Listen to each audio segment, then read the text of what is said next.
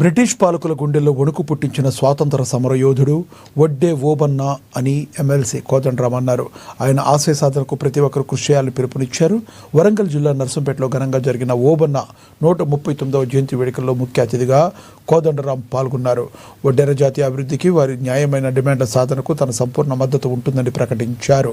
దేశ నిర్మాణంలో, ప్రాజెక్టులు, రోడ్ల నిర్మాణంలో వడ్డెరల పాత్ర వెలకట్టలేనిదని, కానీ వారికి తగిన గుర్తింపు లభించడం లేదని ఆవేదన వ్యక్తం చేశారు.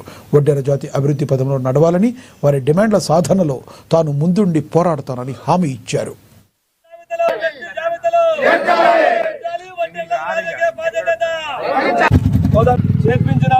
మరి అనేక రకాలైన కార్యక్రమాలు, అభివృద్ధి కార్యక్రమాలు వడ్డెర్లు చేసి ఇవాళ మిషన్లు వచ్చినాయి.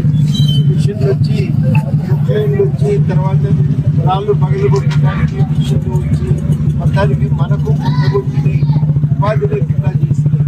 కానీ ఇదివరకు ఈ పనులన్నీ మనమే చేసి మట్టి తవ్వాలంటే, రాళ్ళు పగలగొట్టి నేలను చదువు వేయాలంటే, తవ్వలు వేయాలంటే, బిల్డింగ్లు కట్టాలంటే మనం లేకుండా బిల్డింగ్ల నిర్మాణం జరిగింది. ఇంత దేశాభివృద్ధి జరిగింది. కానీ ఈ పని ఉన్నట్టు మనకు మరి అనేక రకాల